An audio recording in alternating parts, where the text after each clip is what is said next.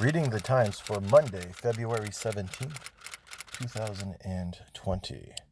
Coronavirus infection found after cruise ship passengers disperse. An American woman who left a cruise ship in Cambodia last week and flew to Malaysia with more than 100 other passengers has tested positive for the coronavirus, alarming health experts who fear that some exposed passengers who then traveled onward could become a new source for global transmission. As of Sunday, 233 passengers and 747 crew members were still on the ship docked at Sihanoukville, Cambodia, Holland America said. Holland America said in a statement on Sunday that no passengers or crew members had reported any symptoms and that passengers who had returned home would be contacted by their local health departments. Trump effort to keep U.S. tech out of China alarms American firms. American companies are watching warily as the United States considers restricting export licenses for companies that sell products or share intellectual property with China, including General Electric, which sells aircraft parts to China as part of a joint venture with Safran, a French firm. To try to dominate these advanced industries, China has deployed subsidies, targeted acquisitions of American firms, and created industrial plans like Made in China 2025 to leap ahead. The administration has repeatedly accused China and its companies of engaging in corporate espionage, hacking, and intellectual property theft. Some China experts say that American companies are deluding themselves and that avoiding tougher rules will only ensure that China eventually steals their technology and drives them out of business. The next hurdle for Bernie Sanders, Nevada's top union, dislikes Medicare for All. On Friday morning, moments after Senator Amy Klobuchar finished a tour of the healthcare facility run by the Culinary Workers Union, she began to lace into Mr. Sanders and his focus on the proposal, which would effectively eliminate union members' current healthcare system. In interviews with several union members over the weekend, several said they were backing Mr. Sanders regardless of what the union leadership said. Dee Taylor, the president of Unite Here, the national union that Culinary is affiliated with, said that despite the direct involvement of the union in Nevada, many labor leaders throughout the country wanted to stay out of the primary and instead focus on defeating President Trump in the fall. A rape suspect was released. 3 more women were attacked. Police officers took her first to a hospital for a medical examination, then to a Manhattan Special Victims Squad, where she was interviewed by Detective McLaughlin, an experienced investigator who joined the Special Victims Division in 2013. She's told the detective her attacker had first raped her, then bound her hands with duct tape before making off with her laptop, cell phone, and debit card. Still, the police had no evidence placing Mr. Lockett inside the victim's apartment until March, when lab technicians matched fingerprints collected from the condom wrapper to Mr. Lockett's, Chief Harrison said. The day before Mr. Lockett was arrested, a female special victims detective, Shantae Vasquez, went to the rape victim's family's home in New Jersey to try to persuade her to go forward with the case. Black families came to Chicago by the thousands. Why are they leaving? Nearly every day, Hardis White drives to Chicago from the suburbs to visit his old home in the city's west side. At the same time, white, Latino, and Asian residents are flowing in, and Chicago's wealthier, whiter downtown, West Loop, and North Side have been booming.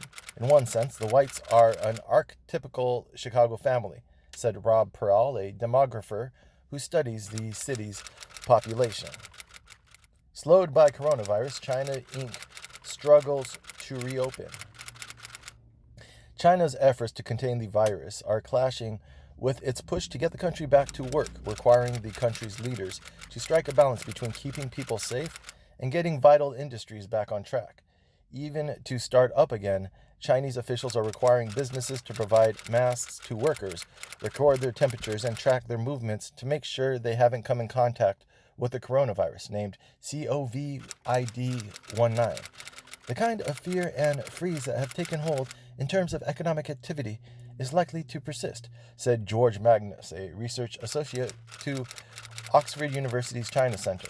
China is maintaining the balance of safety for the population while at the same time getting people back to work as soon as possible, said Michael D. Crotty, the co-owner of a curtain factory in Jiangsu province that is preparing to reopen Monday.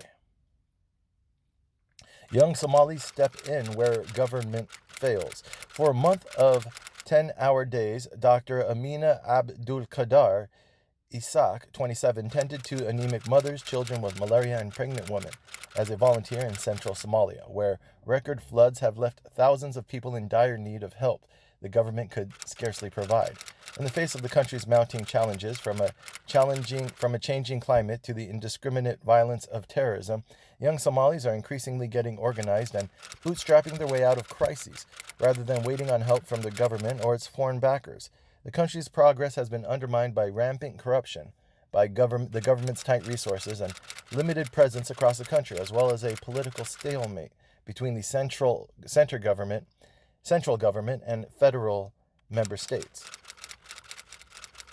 Israel accuses Hamas of catfishing soldiers to plant malware. Hamas, for its part, on Friday accused Israel of hacking one of its groups on the messaging app Telegram and posting doctored photos of Hamas intelligence officers in embarrassing poses. The apps were billed as functioning like Snapchat, but instead allow Hamas to take control of the phone cameras and to transmit photos, audio recordings, messages, and files back to Hamas servers. Hamas on Friday also asked members of a Telegram group to leave it after accusing Israeli intelligence of posting several photos in the group that showed Hamas officials in embarrassing poses. Britain battered as Storm Dennis brings landslides and travel chaos. The storm, named Dennis and classified as a weather bomb by the National Weather Service, the Meteorological Office, unleashed wind gusts of 91 miles per hour, becoming one of the most intense winter storms to grip the North Atlantic. About 320 flood warnings were issued across the country, including in South Wales, where fast-flowing or deep floodwater caused by the storm posed a risk to life, the Met Office said. Sarah Bridge, 55, who lives in South Herefordshire, close to England's border with Wales, told the BBC that she and her neighbors were shocked by the ferocity of the weather. New Paris mayoral contender is named after scandal topples Macron ally. Benjamin Griveaux withdrew from the mayoral race after explicit videos began circulating on social media, a leak operation claimed by a controversial Russian performance artist, Pyotr Pavlensky. In claiming responsibility for the leak of the sexual videos, Mr. Pavlensky denounced the big hypocrisy of Mr. Griveaux, a married father of 3 who put family at the forefront of his campaign. The scandal over the sexually explicit material has led to questions about social media's role in a democracy and about whether Mr. Pavlensky was a front man for more sinister forces wanting to bring down Mr. Griveaux. U.S. passengers evacuate quarantined cruise ship in Japan. Passengers on the charter were told there would be no overhead luggage space for the flight, so all carry-ons had to fit under the seats in front of them, and ship luggage could not exceed 70 pounds. With at least 40 Americans from the ship having tested positive for the coronavirus during the quarantine period, some will be left behind in Japan, when the charter flights depart. Tung P. Lee, 79, was whisked away from the ship Wednesday night with a fever, leaving his wife on the ship.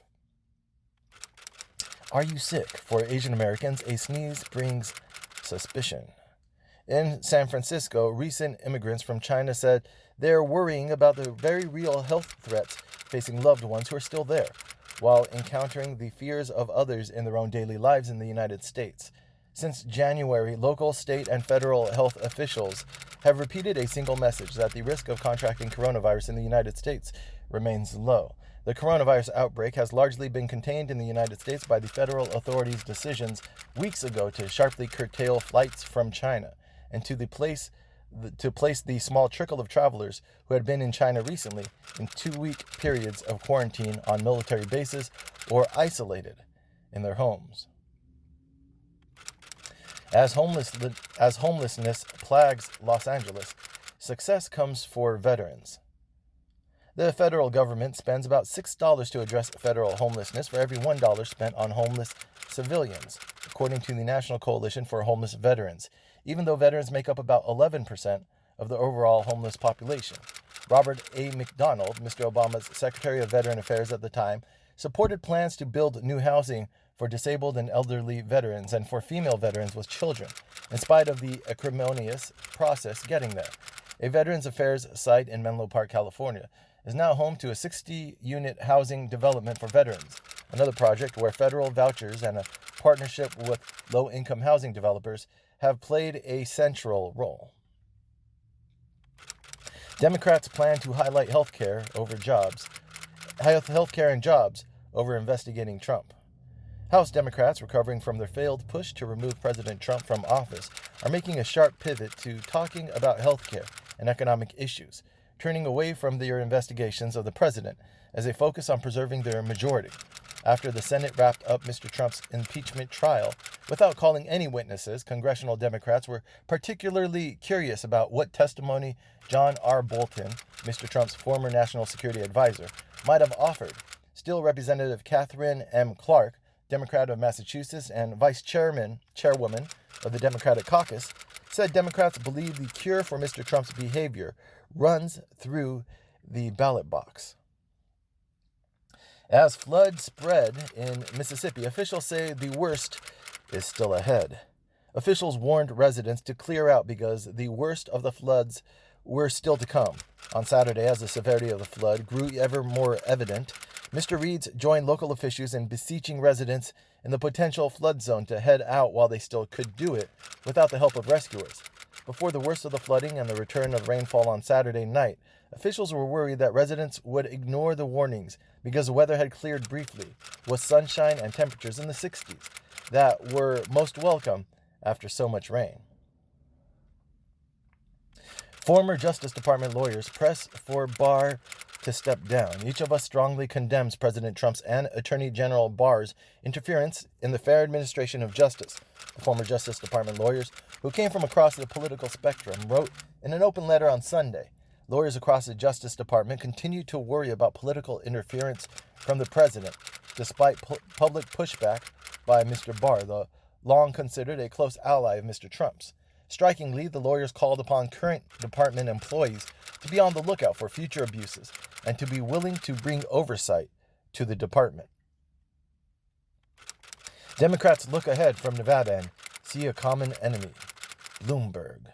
Mr. Sanders devoted a sizable portion of his dinner remarks in Clark County, home to 75% of the state's population, to attacking Michael R. Bloomberg, including his record on race as the mayor of New York City. New York's current mayor, Bill de Blasio, who endorsed Mr. Sanders on Friday and introduced him at a campaign event on Sunday in Carson City, Nevada, carried forward the attacks on Mr. Bloomberg. In addition to Nevada's greater diversity, its residents have witnessed far fewer candidates visit, nor have they been focused on national news for a year in the way that those in Iowa and New Hampshire were. My friend lives inside the war on terror. Listen to him. For Captain Murphy, 40, that means keeping soldiers mentally healthy so they can fight overseas and stay healthy once their fight is over. Just because a soldier mentions suicide doesn't always mean that the soldier is serious about taking his or her own life. Adjusted for demographics, suicide rate for military is close to the rate for general population, where it has become the second leading cause of death for Americans between the age of 10 and 34.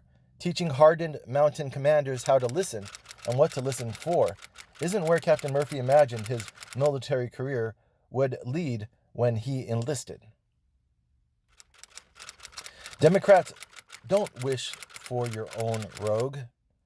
How many people rightly complaining about kids in cages at the border are simply willing to overlook all the kids Michael Bloomberg put in cages as a result of stop and frisk?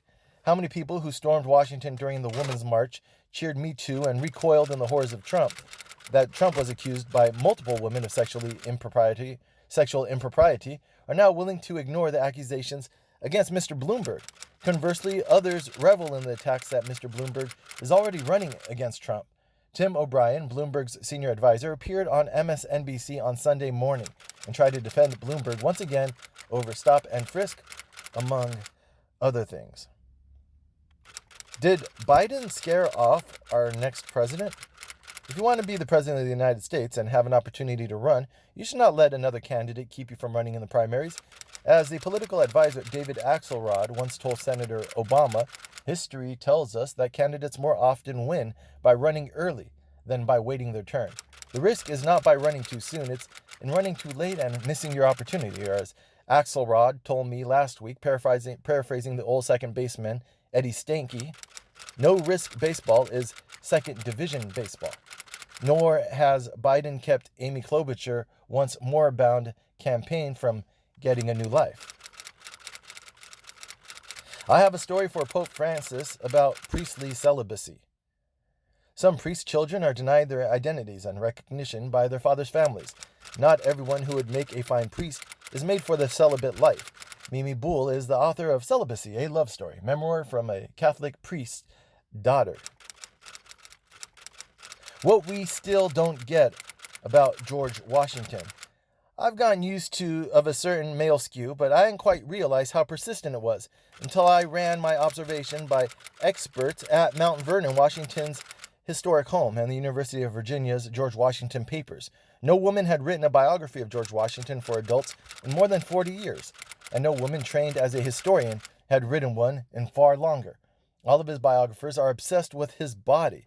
Ron Chernow's Washington, A Life, to take just one example, sometimes reads like a romance novel. Washington, Mr. Chernow writes, was powerfully rough-hewn and endowed with matchless strength. When he clenched his jaw, his cheek and jaw muscle seemed to ripple right through his skin.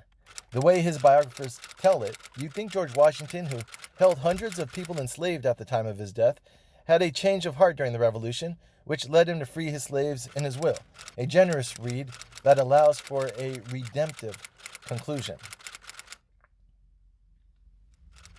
Most visible Jews fear being targets as anti-Semitism rises. You could ask everyone if they're Jewish, he continued, or you could just go after people who you don't have to ask any questions about because you can just see they dress like they're Jewish. Jewish people were the victims of more than half of the 428 hate crimes in New York City last year, with many of the crimes committed in heavily Orthodox neighborhoods, according to the police department. Sometimes people want to blame different groups for the fact that they're being priced out of the neighborhood. But the Jewish community is not to blame for that because the Jewish community is being priced out too.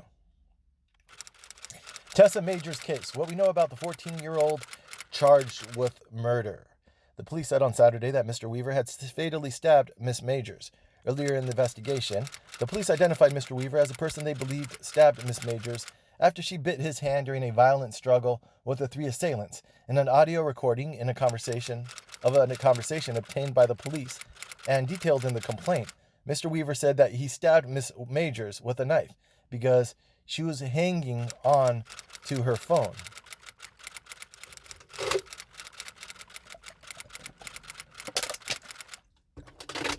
Crazy mascots flooded Japan.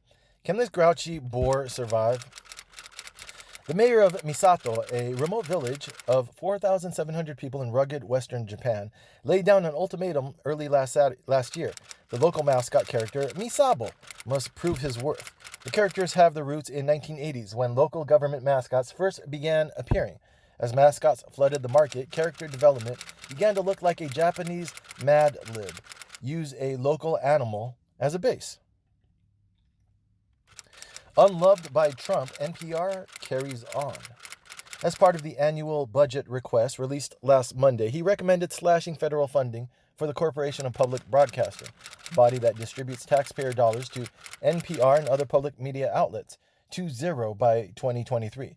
Past budget proposals from Mr. Trump have apparently little influence over the amount that public media had received from the government. President Richard M. Nixon became the first of many Republican leaders who tried to cut funding to public media when he vetoed a bill to fund the Corporation for Public Broadcasting in 1972. In 1984, President Ronald Reagan vetoed a bill that authorized spending increases for public broadcasting. While the White House can request a reduction of that money in its annual proposal, the lead time affords public broadcasting some protection, said Bill Davis, the president emeritus at Southern California Public Radio. Silicon Valley heads to Europe, nervous about the new rules. The debate over the policies, including how to expand Europe's homegrown tech industry, is expected to last through 2020. The artificial intelligence proposal is expected to outline riskier uses of the technology, such as in healthcare and transportation like self-driving cars, and how those will come under tougher government scrutiny. Europe is working on the artificial intelligence policy at the direction of Ursula von der Leyen, the new head of the European Commission, which is the executive branch for the 27-nation bloc. Many details will likely be fought over, such as how Europe intends to meet its goal of maximizing the benefits of artificial intelligence. Japan's economy shrinks sharply. Now comes the coronavirus. If Japan's economy, the world's third largest after the United States and China, shrinks again in the first quarter of 2020, the country will be officially fall into a recession for the first time since a brief dip in 2015. The toy maker Tomy lowered its earnings estimates for the end of the financial year, which closes March 31st, because of a slowdown in production in China. Japan's national broadcaster NHK reported more than 30% of those visitors came from China, almost 9 in 10 for vacation, making the country the largest source of tourists to Japan. Learning to balance profit with a social mission. Picari, an organic Ecuadorian chocolate company, was created by Santiago Peralta and Carla Barboto, who work with 350 small-scale farmers. Their chocolate is winning awards, and they're being approached by giant chocolate makers. We love knowing that by drinking mocha coffee, we plant trees, said Benji Goldberg, who directs retreats during the off-season at Camp Rama in the Poconos, which set up mocha stations for staff last summer and offers the chocolate bars to guests. A luxury apartment rises in a poor neighborhood. What happened next? It's even plausible that both stories could be true at the same time. The new housing might help lower rents across a metro area, even as it signals the popularity of a particular neighborhood and nudges up rents nearby. Renters don't like new high-rises because they see new high-rises and rents going up at the same time, said Xiaodi Li, a doctoral fellow at the NYU Furman Center who has studied the effect of new housing in New York City. Neighbors may assume that the high-rises cause high rents. Ms. Lee finds that new housing has no effect on rents more than 500 feet away and doesn't appear to affect rents for lower-end units nearby. The week in tech. Are smartphones interesting again? Essential's first product, a premium smartphone, flopped. The former employee said Essential had spent a bunch of time and money on a separate second smartphone called PH2 to near completion, only to scrap it when none of the carriers expressed any interest in it. The changes in the world of smartphones came against a backdrop of alarming world news. Fears about the coronavirus outbreak forced the cancellation of the telecom industry's annual gathering, the Mobile World Congress, in Barcelona. 3 simple things you can do today to improve your finances. Okay, to be a little clearer, stop actively saving your money. The priority of these stops and the amounts saved will vary based on your current financial life, but the general idea is the same. Automate your savings so you never even have to think about saving anything.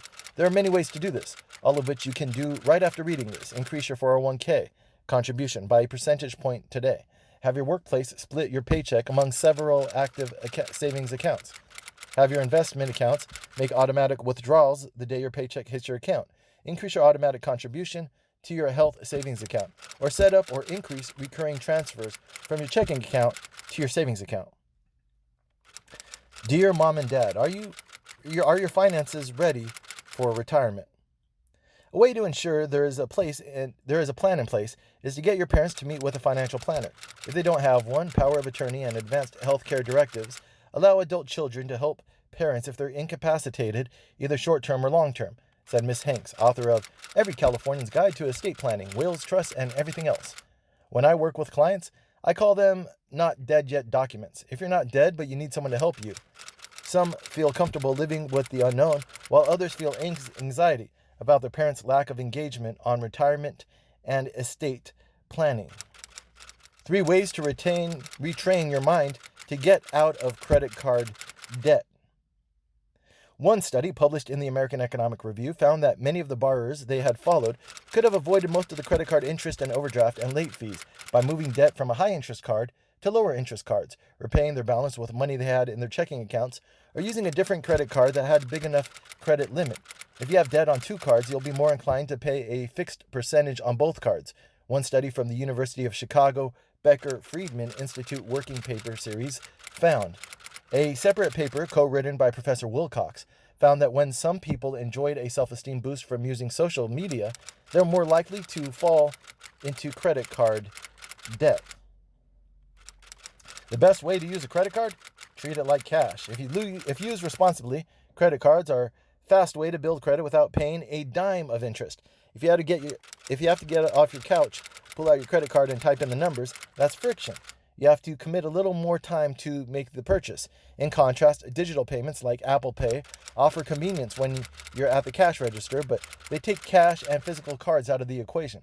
If it's not something you're comfortable with, start by using debits so you get used to the structure of paying with a card and move on to a credit card when you're ready. If you're never ready, it's okay to stick with cash too. The Young Person's Guide to Investing. You want to do the opposite. Own a collection of cheap and boring mutual funds that invest in different kinds of stock from all over the world with a helping of safe bond funds to cushion the inevitable swings of the stock market. Investors paid an average cost, known as the expense ratio, of 0.48% of their assets, meaning 48 cents for every $100 invested for mutual funds and exchange-traded funds in 2018, according to a Morningstar study. A couple of 2060 funds, including Fidelity's and Vanguard's, now allocate up to 90% of their portfolios to stock index funds and the remainder to bonds. And that has been Reading the Times for Monday, February 17th, 2020.